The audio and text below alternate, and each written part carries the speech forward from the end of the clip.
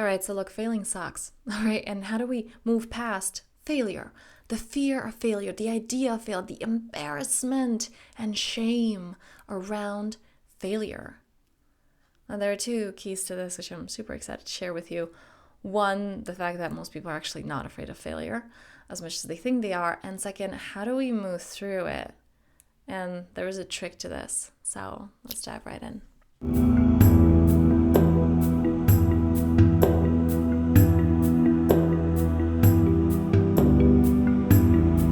I want to begin with you by sharing a session that I had with a one-on-one client where my guidance delivered something amazing that I was just, wow, like, can I apply this to my own life? Because it was so wise. And that was, as this person was sharing that they are afraid of failing, they're afraid of moving forward with something in their life, my guidance goes, no, you're not.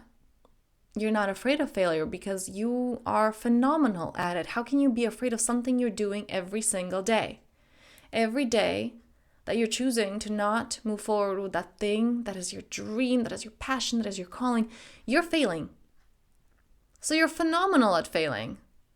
You can't be afraid of something that you are so freaking good at.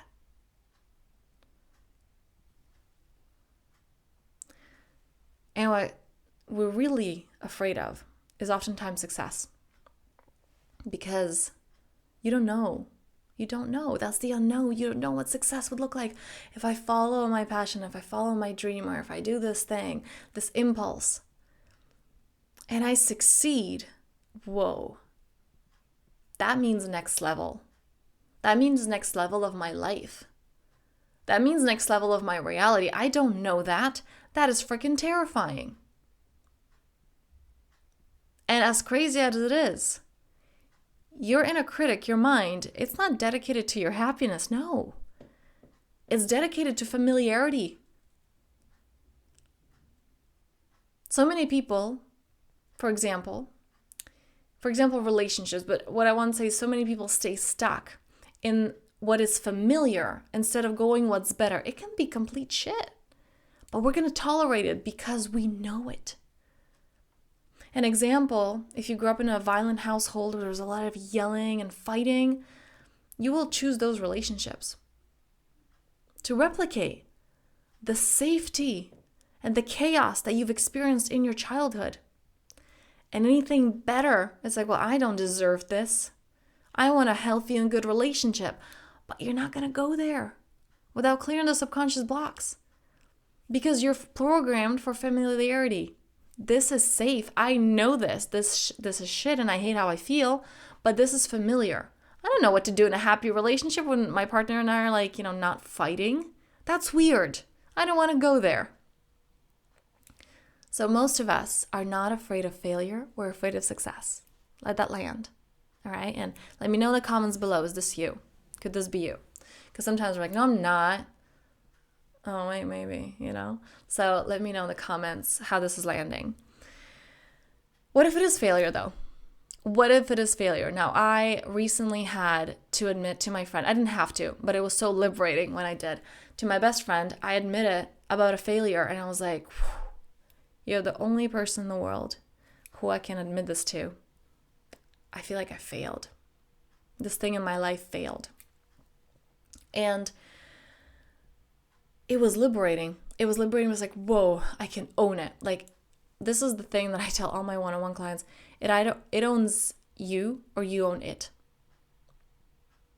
As long as you're running away, as long as you're numbing, as long as you're saying, that's not me, you are running away from it and your mind owns you.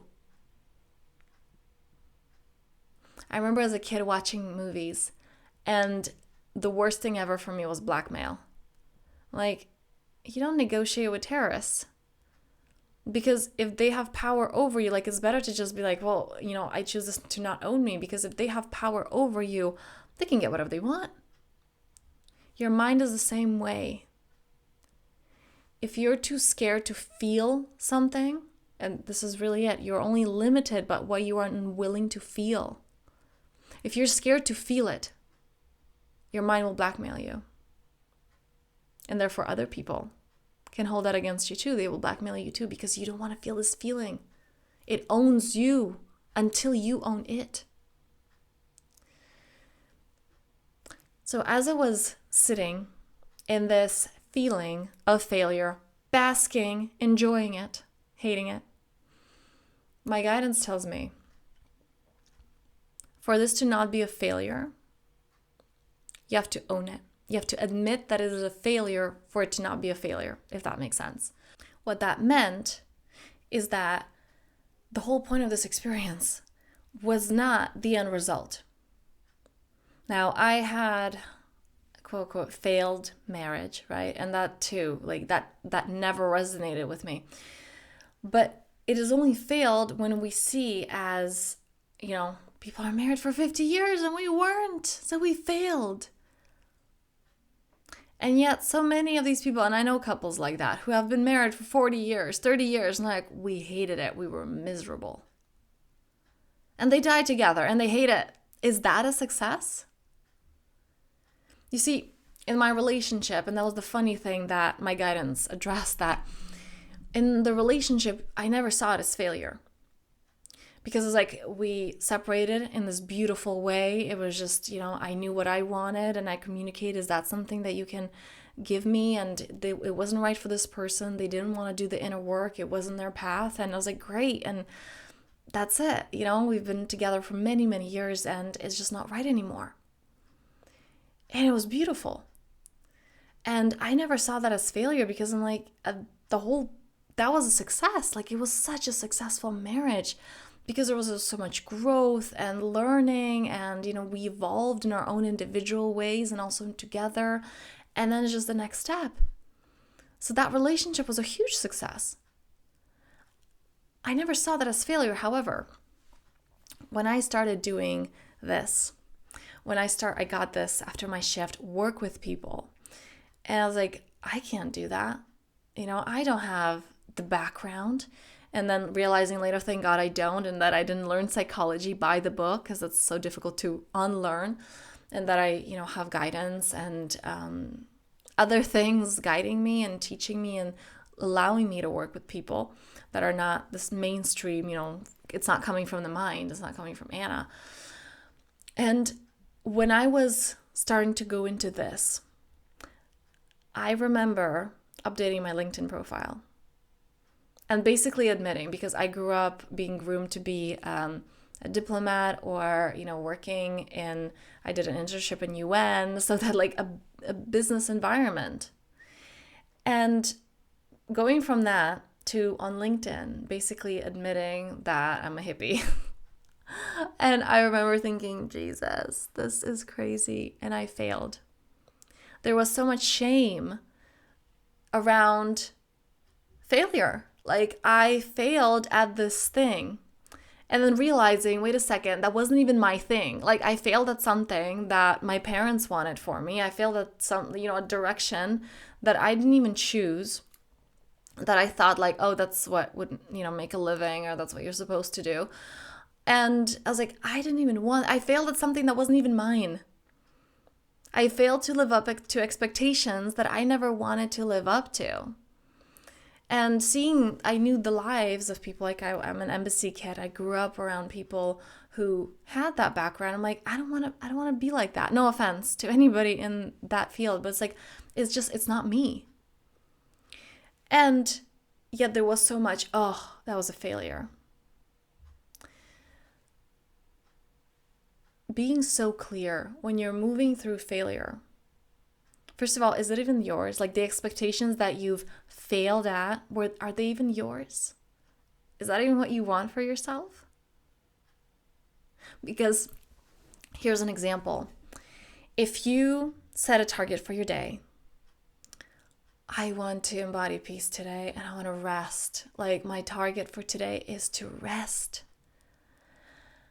And then your partner comes home at the end of the day and they're like, the house is a mess. You have completely failed at cleaning today, or at cooking today, or at, doing these things that had to be fixed around the house. Like, you've completely failed at that. I actually had a friend who had that exact experience, and his girlfriend came home and it's like, what did you do today? He's like, and he was so upset. It's like, oh, I wasn't enough. I'm like, your target for the day though wasn't productivity. It wasn't fixing things. It wasn't creating. It was rest. It was peace. How did you do with that? You didn't fail at that. You succeeded at that, but you failed at somebody else's expectations that you weren't even aware of, right? Like you weren't even aware that they had those expectations of you. So, first of all, being really aware of that. What does failing mean? Okay. And going deeper, this is the one that I recently experienced in my life. As my guidance communicated that for this to not be a failure, you actually have to admit that it is. That feeling, the fullness of this, oftentimes it's not about what we think it will accomplish. It's always about who we become in the process. It's like how people say, well, I want to win a lottery and I want to have that financial abundance. Most people don't have the financial skills to sustain that money, to utilize it. And then they feel even shittier, a year later when they spend all of that and they're like, what the hell, I had it all, where did it all go, right? Like I wasn't good enough to sustain it. And then there are those who gain it and then they may lose it, but they know that they've got what it takes to replicate those results. Because it's not about the results, it's about the person that you became in the process. It's about the skills, the knowledge, the connection with yourself that you've gained. Failure is only failure if it owns you. And this was so beautifully communicated to me through guidance that for it to not be a failure, you have to own it. It's the moving forward. Failure is when you stop. Failure is when you don't keep going. Failure is when you're too scared to admit that it's not going as you want it to. So you just kind of like walk on eggshells and tiptoe around it.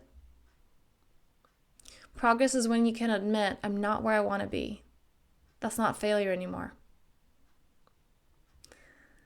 Tony Robbins spoke about this beautifully at some point. He's like, there's a difference between when you're like walking on eggshells saying, okay, I'm kind of chubby, I gained some weight, and it's just like, I'm fat. Okay, I'm just fat and I don't like it. I don't like where I am. From that place of owning it, you can move forward. In a relationship, when you don't talk about the conflict and you just pretend everything's okay and sweep it under the rug. And saying, okay, our relationship is not failing because we're not talking about it. That's failure. From the moment you're able to admit, I am not where I want to be in my relationship. This does not make me happy. I don't like this. This is failing, quote unquote, failing. From that place, you can move forward. From that place, you can create change, but not until you admit it. That frees up energy, at the very least. Not even saying it to someone else, but saying it to yourself. And from that place of ownership, you can create. Because you own it, it does not own you. What is landing for you? What are you hearing me say? Let me know below in the comments. And by the way, when you write it, like you assert it for yourself. This is you owning it. One of the biggest mistakes people do, and I've totally done that too because I've been lazy at the beginning especially. Now I never skip this step. Writing everything down. A different part of your brain is activated when you're writing. Especially when you're writing by hand as well. But even here, just, you're writing, you're typing it out, you're freeing that energy, you're affirming it.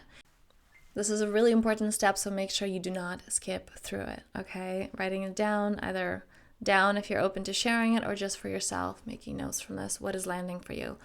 And if you want to go deeper with this is literally the work that we do in the one-on-one self-mastery. And I have this program for men and for women separately because it's a bit of a different energetics, and as well as the powerful self, embodiment, and integration. So if any of this resonates, check out the link below.